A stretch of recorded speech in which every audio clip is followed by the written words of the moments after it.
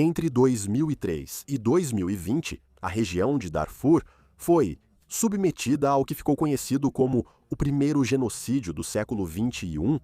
Após anos de opressão e conflitos, o governo sudanês liberou milícias brutais contra vários grupos rebeldes. Mas além de enfrentar os rebeldes, vilarejos inteiros e dezenas, possivelmente centenas de milhares de pessoas foram mortas, muitas outras foram deslocadas e inúmeras sofreram SA grave. No vídeo de hoje, vamos abordar o contexto e as consequências do primeiro genocídio do século XXI. Talvez seja útil começar com a situação no Sudão. Pouco depois de o país conquistar a independência do domínio britânico e egípcio, em 1956, ele foi assolado por uma guerra civil. Ela teve origem nas divisões entre a população majoritariamente árabe-muçulmana do norte e os sul-sudaneses cristãos animistas. Durante o domínio colonial, o norte e o sul eram governados como regiões separadas, com pouca interação entre as duas. O foco estava muito voltado para o desenvolvimento e investimento no norte, com pouco sendo destinado ao sul. Isso levou o norte a conquistar a maior parte do poder político e econômico da região.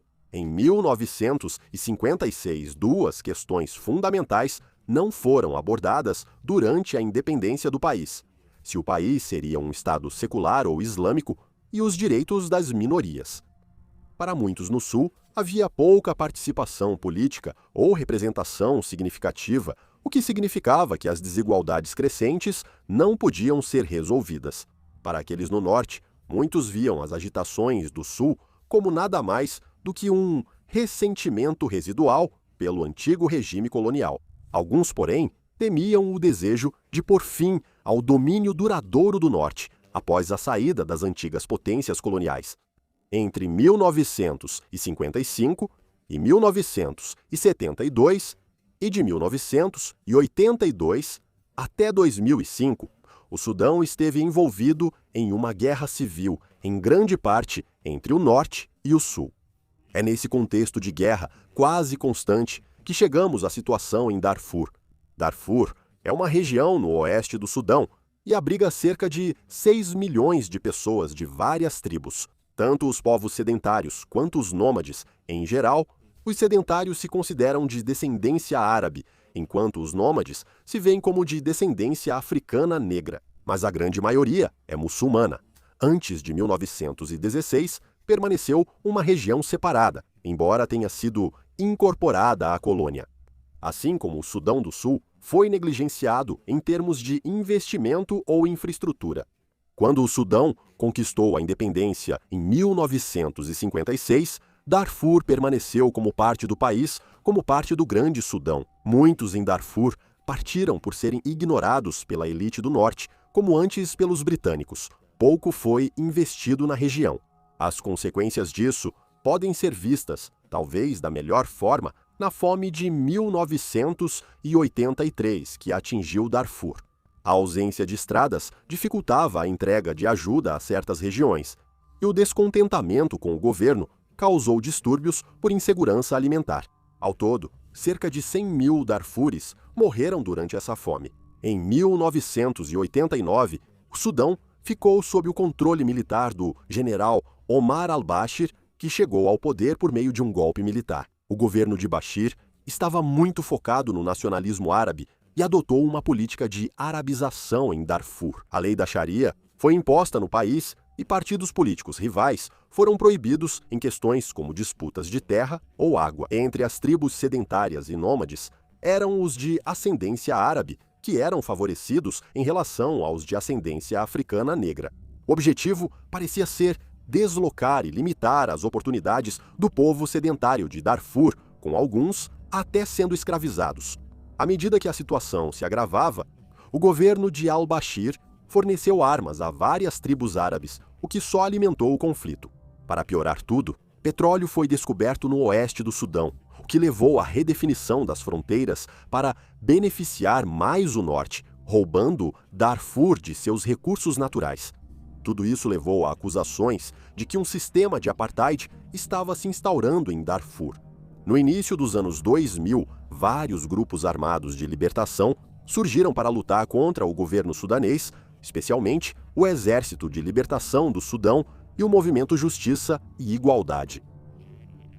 Essas organizações lançaram ataques contra bases militares e aeródromos, além de se envolverem em sequestros de aviões. Em resposta, o governo sudanês apoiou várias milícias árabes chamadas de Força de Defesa Popular, mas mais conhecidas como Janjaweed. As Janjaweed eram formadas por várias tribos árabes. Frequentemente abastecidos com armas pelo exército, eles costumavam cavalgar camelos e cavalos.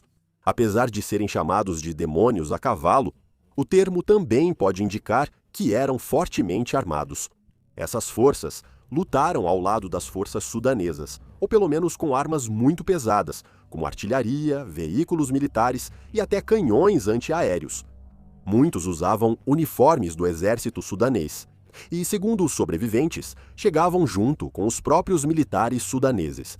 Alguns dos Janjaweed não eram sudaneses, mas vieram do Tchad, Níger, Mali, Camarões e possivelmente de lugares ainda mais distantes.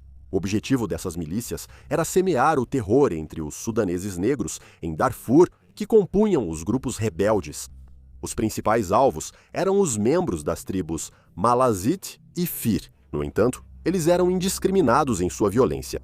Vilarejos inteiros eram atacados e exterminados, e, enquanto os moradores tentavam se defender, muitas vezes eram espancados. Mas isso não seria o fim da questão. Frequentemente, Janjaweed voltavam à aldeia para garantir que ninguém tivesse restado e para assegurar que o assentamento permanecesse abandonado. Poços de água potável eram inutilizados, a infraestrutura destruída e os suprimentos de comida queimados.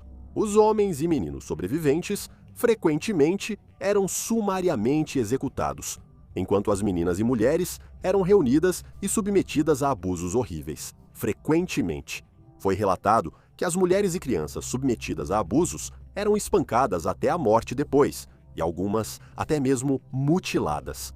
Em muitos casos, membros da família, pais e filhos, eram obrigados a assistir enquanto seus entes queridos eram agredidos.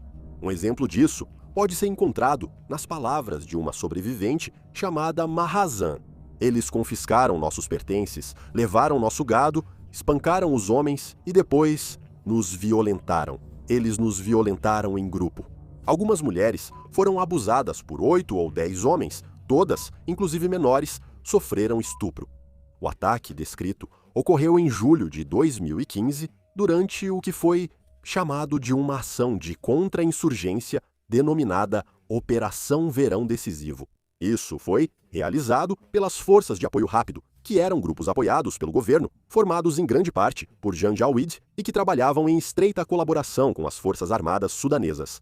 Mas tais exemplos eram típicos dos métodos dos Janjaweed, com relatos de violência contra civis sendo generalizados e sistemáticos. O governo sudanês negou que tais crimes estivessem ocorrendo. Mas em 2004, os Estados Unidos declararam que estava ocorrendo um genocídio em Darfur e pressionaram por mais ações. Após pressão tanto dos Estados Unidos quanto das Nações Unidas, os combates cessaram em julho de 2006. Em seguida, o Conselho de Segurança das Nações Unidas aprovou a formação da Força de Paz das Nações Unidas. Essa Força de Paz foi chamada de Missão das Nações Unidas e da União Africana em Darfur, ou UNAMID. No entanto, isso foi categoricamente rejeitado pelo governo de al-Bashir, que lançou uma grande ofensiva em setembro de 2006. Com a UNAMID, contando com 26 mil soldados e trabalhadores civis, eles não conseguiram proteger os civis. Embora o principal mandato fosse documentar crimes contra a humanidade, o foco dos seus relatórios era o deslocamento de civis e não a violência generalizada. O general Martin Agwai, chefe das forças da UNAMID, declarou que, em 2009, havia pouco conflito real na região. No entanto, outros relatórios indicavam que não era esse o caso.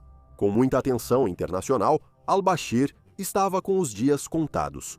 O Tribunal Penal Internacional iniciou uma investigação, concluindo, em 14 de julho de 2009, que ele era responsável pelo genocídio em Darfur. Ele foi indiciado pelo TPI junto com outros 6 membros importantes do regime por crimes contra a humanidade, com novas acusações de genocídio surgindo em 2010.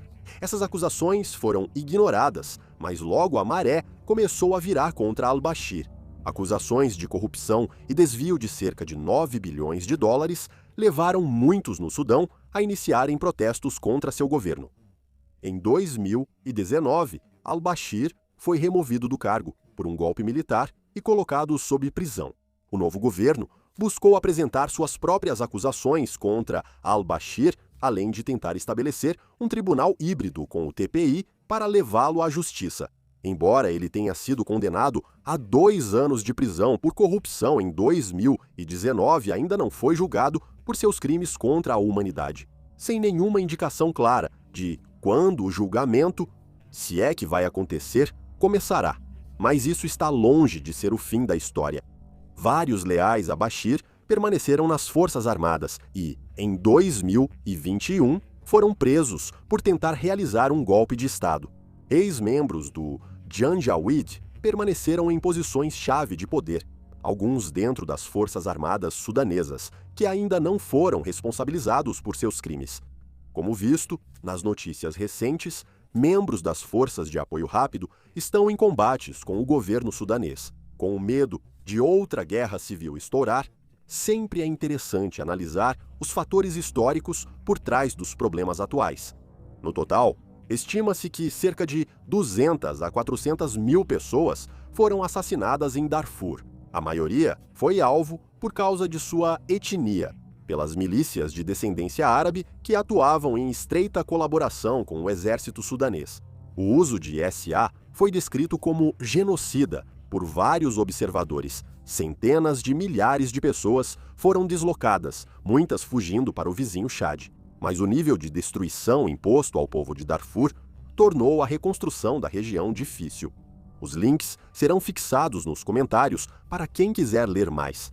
O genocídio em Darfur é o primeiro genocídio ocorrido no século XXI.